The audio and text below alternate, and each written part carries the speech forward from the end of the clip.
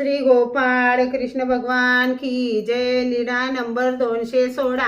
उपाध्ये व नाथोबाची भेट। दुसऱ्या दिवशी सर्वज्ञ डकलेयाला म्हणाले, डकलेया, तो चांगदेव भट एकटा गेला, जा जा जा त्यांच्या शोधाला। तेव्हा बाईसा म्हणाले, हे काय बाबा, तो काल गेला आणि हा आज जाईल, मग तो याला कुठं भेटेल? सर्वज्ञ म्हणाले, नाही भेटला तरी याचे जाणे काय वाया जाईल?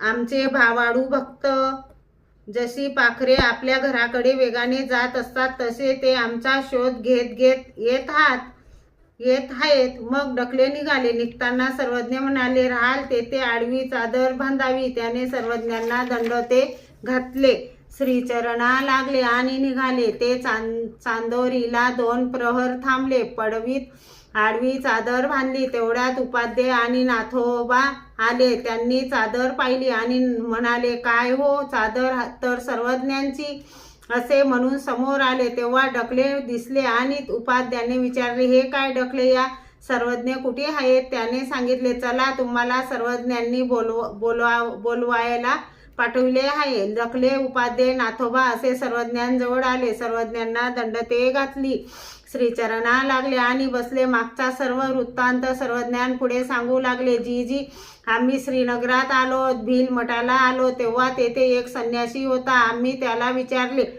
येथे आमचे सर्वज्ञ आहेत का? तेव्हा ते म्हणाले, कशासाठी सर्वज्ञांना विचारता? ब्रह्मविद्या तर आम्ही सांगतो। आम्ही म्हणालो, आम्ही काय तुम्हाला ब्रह्मविद्या विचारत आहोत, आम्ही आमच्या सर्वज्ञांबद्दल विचारत आहोत। ते म्हणाले, कसे हो?